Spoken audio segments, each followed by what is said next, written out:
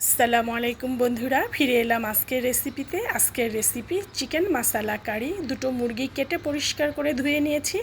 1 চা চামচ লবণ, 1 টেবিল চামচ আদা রসুন দিয়ে কিছুক্ষণের জন্য মেখে রাখবো।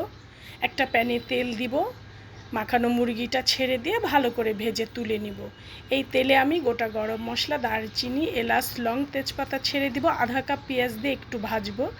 এবার 3 টেবিল চামচ পেঁয়াজ বাটা দিয়ে আরও ভাজবো। 1 চা চামচ লবণ দিয়ে দিব। একটা মিক্সিতে 3টা টমেটোর পিউরি বানিয়ে নিব। পেঁয়াজের সাথে আমি এই পিউরিটা মিশিয়ে আরও একটু ভেজে নিব। এবারে আমি হলুদ, মরিচ, ধনিয়া, জিরা, আদা রসুন পেস্ট, একটু মরিচ পেস্ট দিয়ে দিব। মশলাটাকে কষিয়ে 1/3 কাপ টক দই দিয়ে ভালো করে নেড়ে চেড়ে মিশিয়ে নিব।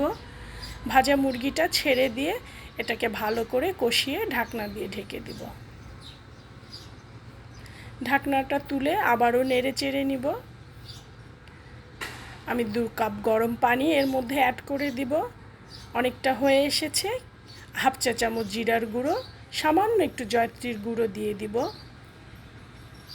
এখন এটাকে নেড়ে চেড়ের সাথে ভালো করে মিশিয়ে নিব।